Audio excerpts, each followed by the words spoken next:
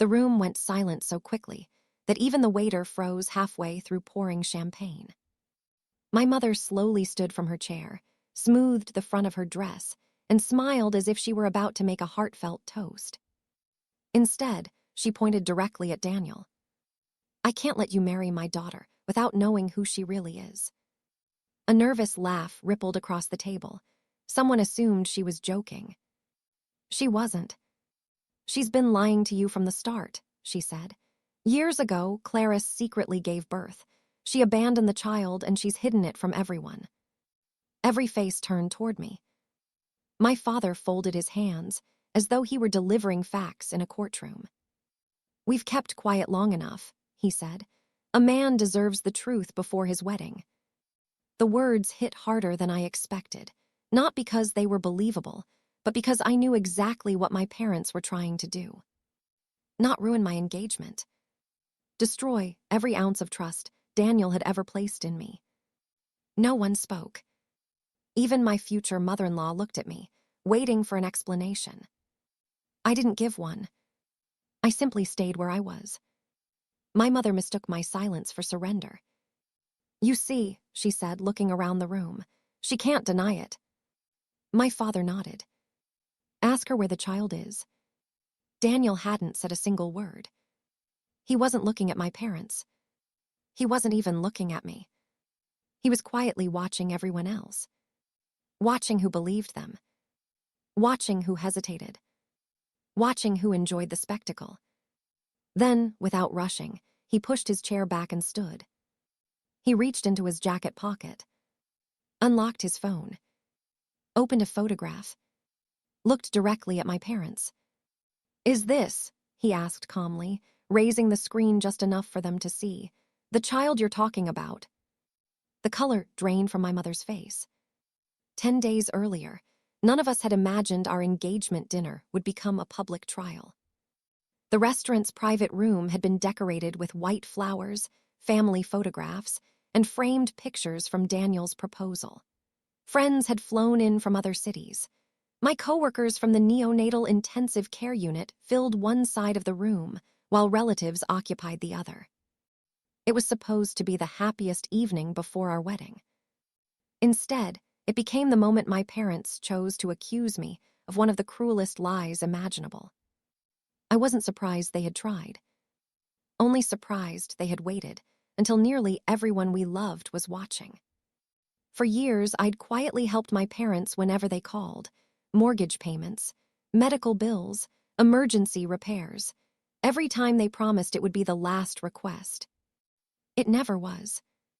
3 months earlier, I finally said no. Not because I stopped loving them. Because Daniel and I were building our own future. My parents called me selfish, ungrateful, controlled by my fiancé. When those accusations failed to change my mind, they stopped speaking to me altogether. Until tonight. Looking around the room, I suddenly noticed details I'd ignored before. Several relatives I'd never expected had been invited. My parents had insisted on handling part of the guest list. They'd encouraged everyone to arrive early. They hadn't come to celebrate. They had come with a plan. My mother leaned toward Daniel again.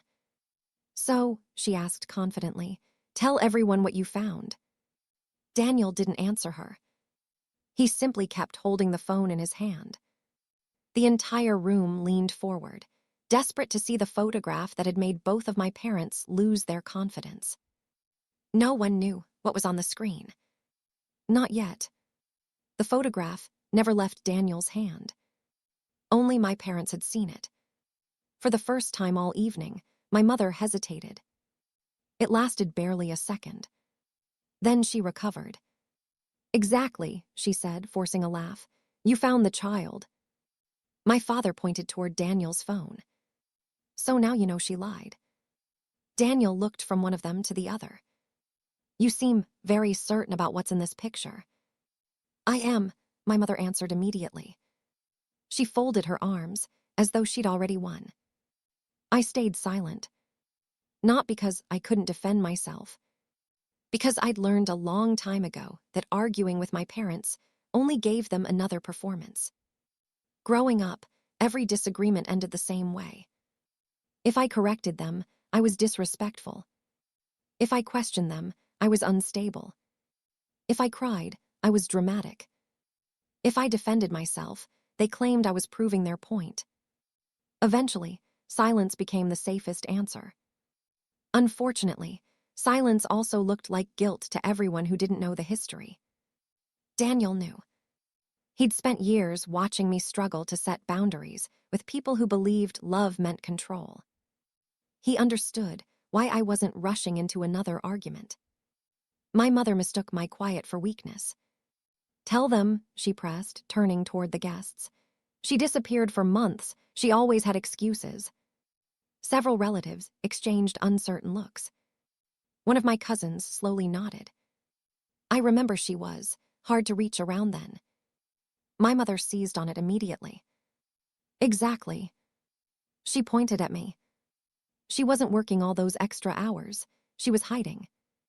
My hands tightened beneath the table. Daniel finally spoke. "Claris wasn't hiding from me." My father frowned. "She hid it before she met you." Daniel's expression never changed. "Did she?" The question landed harder than a denial would have. For a brief moment, neither of my parents answered.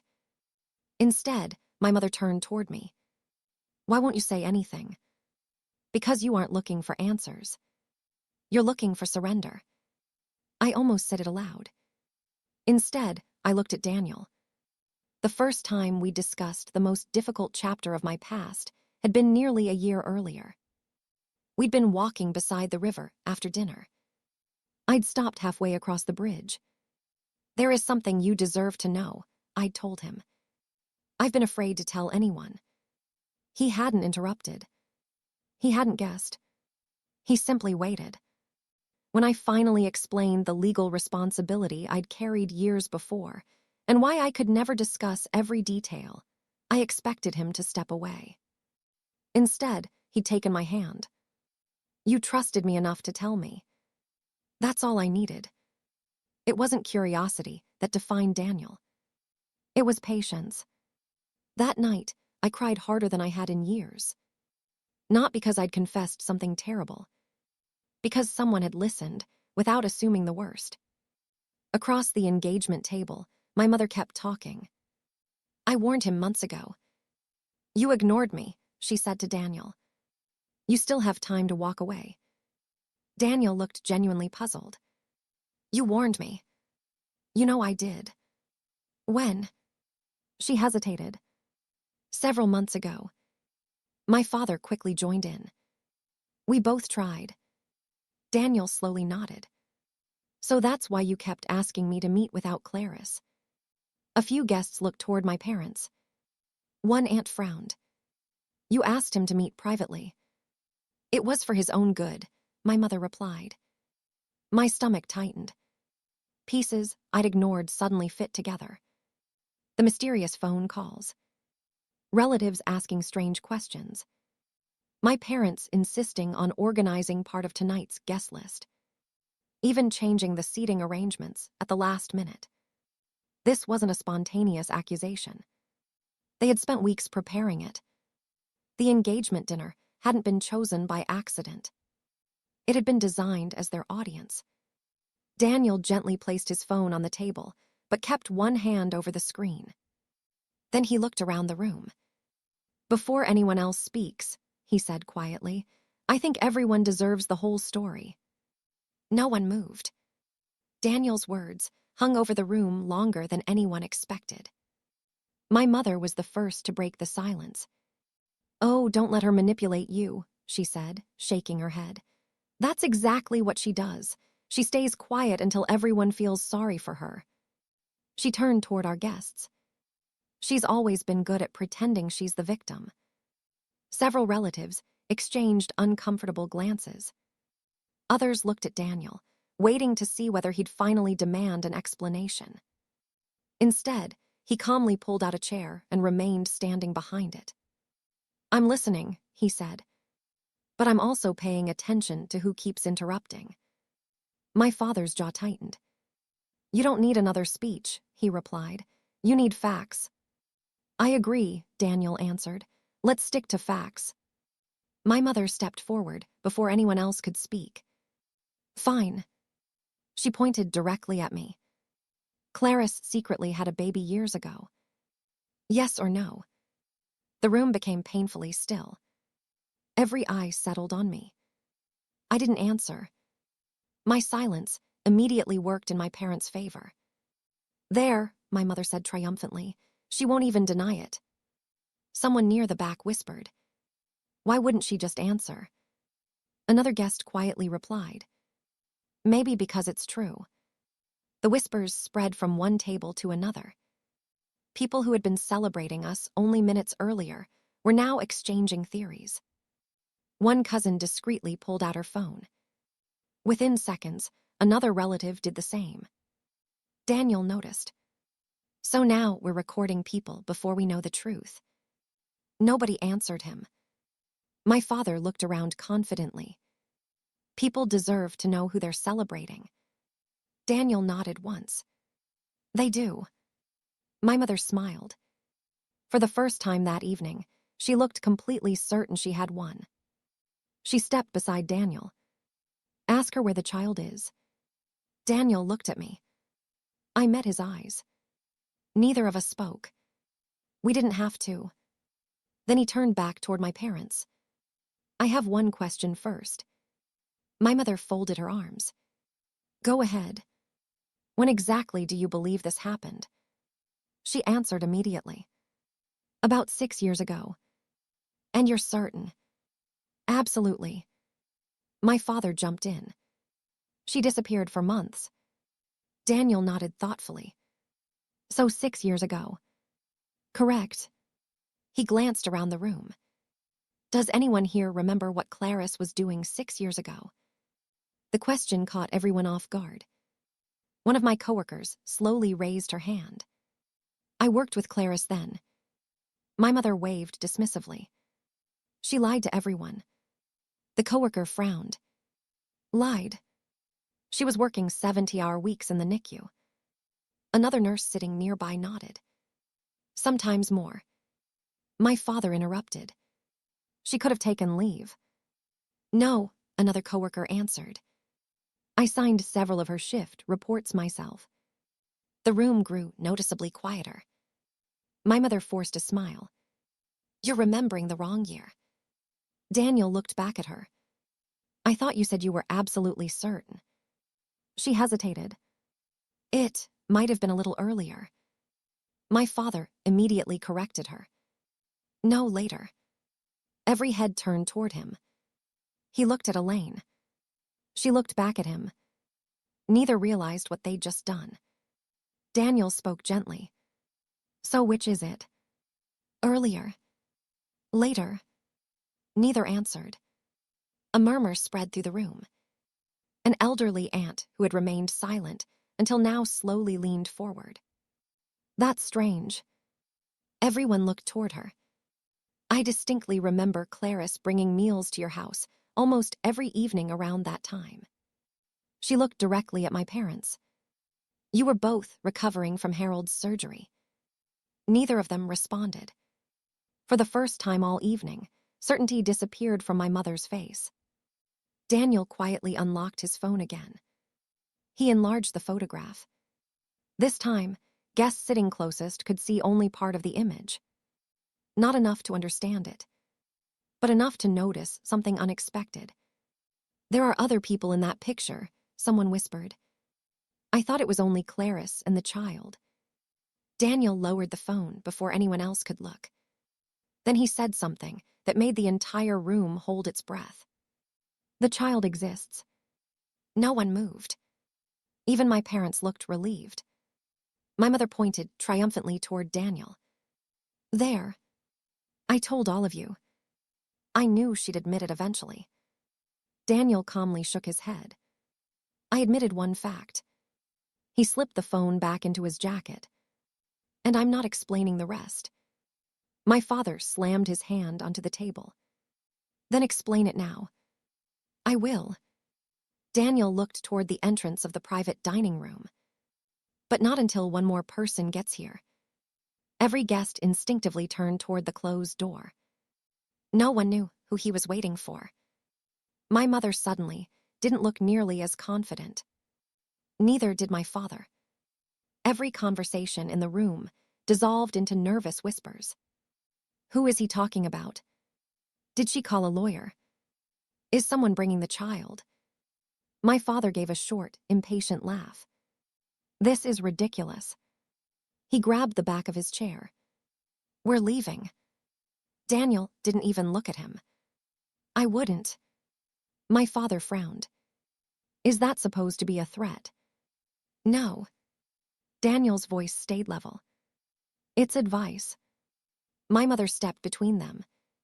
You're buying time because she can't explain herself. Daniel folded his hands in front of him. Actually, I'm making sure everyone hears the truth at the same time. The tension became almost unbearable. Several guests had stopped pretending to eat. Others quietly pushed their plates aside. No one wanted dinner anymore. They wanted answers. One of Daniel's uncles finally spoke. Either tell us what's happening or let these people leave. Daniel nodded respectfully. I understand. 5 more minutes. If no one arrives, I'll answer every question myself. That seemed reasonable enough that no one objected. Even my parents reluctantly remained where they were. I glanced toward Daniel. He gave me the slightest reassuring nod. It was enough. Not because I knew exactly what was about to happen. Because I knew he wouldn't have made this promise unless he was certain. Then the private dining room door opened. Every head turned. An older woman wearing a navy blazer stepped inside with quiet confidence. She wasn't dressed for a celebration. She carried a leather portfolio tucked beneath one arm. The moment I saw her, I stood. Ms. Alvarez. I hadn't seen her in years. She smiled warmly.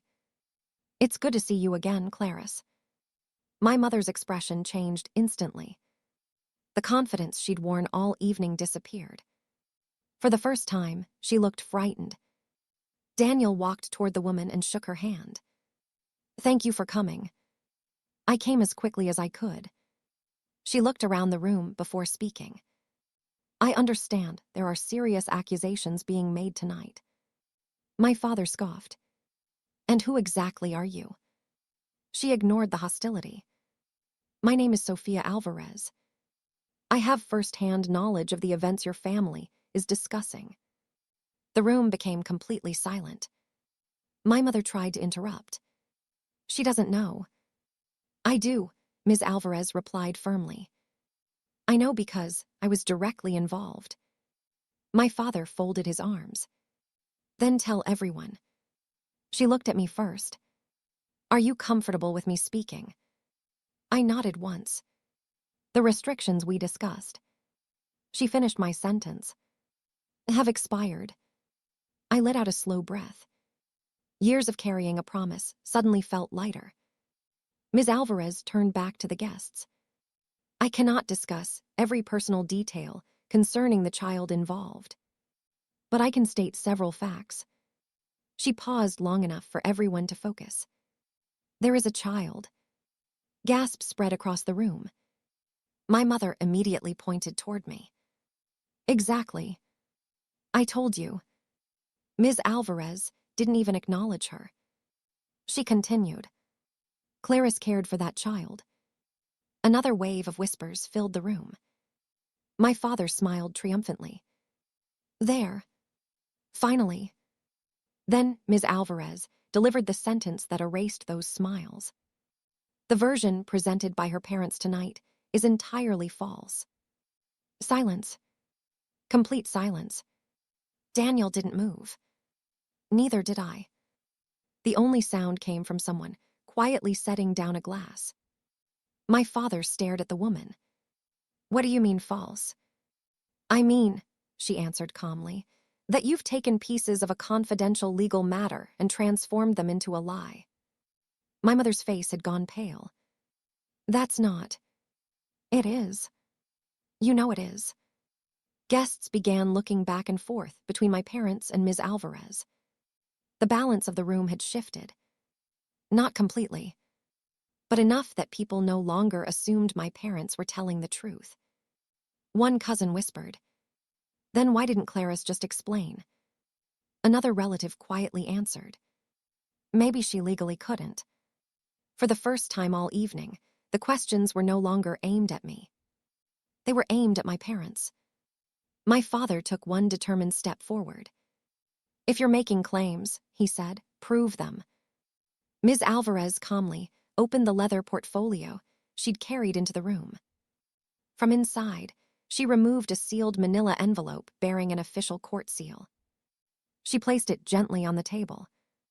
"I expected you might ask." My mother instinctively stepped backward. Her breathing became shallow. Ms. Alvarez rested one hand on the envelope. "The confidentiality order governing this matter expired recently." She looked directly at Elaine and Harold. Until then, Claris honored every legal obligation placed upon her. Then she slowly broke the seal. She looked up one final time before removing the documents. Claris kept this secret to protect a child. Her eyes settled on my parents. "You tried to use it to destroy your own daughter." The first page slid out of the envelope.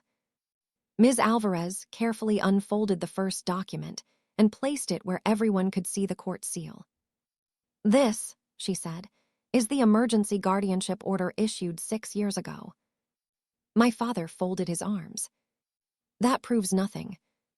"It proves quite a lot," Ms. Alvarez replied. She slid another document beside it. "This order appointed Claris Bennett as the child's temporary legal guardian." The room remained perfectly still. My mother opened her mouth, but no words came out. "There is no birth certificate listing Claris as the mother," Ms. Alvarez continued, "because she never gave birth." Several guests leaned closer to read the paperwork. Daniel finally turned his phone toward the table. The photograph everyone had been waiting to see matched the documents exactly. It showed me holding a tiny infant wrapped in a hospital blanket. Standing beside me was Daniel. Beside him stood Ms. Alvarez. And next to all of us was the family court judge who had signed the guardianship order. No hiding. No secret family. No abandoned baby. Just 4 people standing together on one of the hardest days of my life. Daniel gently placed the phone beside the documents. "I've had this photograph for months." He looked around the room. "Claris showed it to me before I proposed." Every eye turned toward him. "I knew about the child long before tonight." My mother blinked rapidly. You knew." "I knew everything she was legally allowed to tell me." Daniel's voice remained calm. "And what she couldn't tell me, I respected." He reached for my hand. "When Claris first explained this to me, she cried because she was terrified someone would misunderstand." He smiled softly at me. "She wasn't afraid I'd think less of her. She was afraid someone would someday use that child's story against them." His eyes shifted to my parents. "She was right." Ms. Alvarez continued. "Years ago, Clara's teenage cousin died unexpectedly shortly after giving birth." A quiet gasp spread through the room. The infant had no immediate legal guardian. She paused. "Rather than allow that baby to enter emergency state placement, Claris volunteered to become the temporary guardian until permanent arrangements could safely be made." She looked directly at the guests. Everything surrounding that child was protected by court confidentiality. Anyone involved was legally prohibited from discussing identifying details. My father tried one last time. "So she still hid a child?" "No," Ms. Alvarez answered firmly. "She protected a vulnerable child." "There is a profound difference." Silence answered her. One of my aunts slowly lowered her head. "Oh, Claris. I'm so sorry." Another cousin wiped tears from her face. "I believed them." "So did I," someone whispered from the back of the room. One by one, relatives began apologizing. Not dramatically. Quietly. Honestly. My mother looked around the room in disbelief. You can't all be turning against us. An uncle who had defended her earlier shook his head. No. We're turning toward the truth. My father's shoulders finally sagged. The certainty he'd carried all evening disappeared. Neither he nor my mother offered an explanation. Neither apologized. Neither denied what they had done. They simply stood there, unable to meet anyone's eyes. I finally spoke. It was the first thing I'd said all evening. I looked directly at my parents. I spent years helping you. I paid bills you never told anyone about. I postponed promotions because you needed me. I defended you when other people questioned how you treated me. My voice never rose. But I cannot understand one thing. I paused. How did protecting an innocent child become something you thought could destroy me? Neither of them answered. Not because they couldn't. Because there wasn't an answer that anyone in that room would accept. Daniel squeezed my hand. I already knew the hardest truth about Claris, he said. She carries other people's burdens, even when it costs her everything. He smiled. That's exactly why I asked her to marry me. Several guests quietly applauded. Others stood and walked over to hug me. The engagement dinner didn't end. It simply moved. Nearly everyone chose to leave with Daniel and me. My parents remained behind in the private room, surrounded by untouched food, empty chairs, and the silence created by their own choices. That night was the last time I spoke to either of them. The financial support I'd quietly provided for years ended immediately. So did the manipulation. Months later, Daniel and I married in a small ceremony attended only by people who had chosen trust over gossip. Ms. Alvarez sat in the front row. Several relatives who had apologized became some of our strongest supporters. As for the little child at the center of all those lies, they were eventually adopted into a loving, permanent family. We still receive birthday photos every year. Not because we're obligated to. Because we're family in the way that truly matters. In our living room, one framed photograph sits on a shelf. The same photograph Daniel held up that night. Not as proof that I was innocent, but as a reminder that protecting someone who cannot protect themselves is never something to hide, and that the truth doesn't have to be loud to outlast a lie.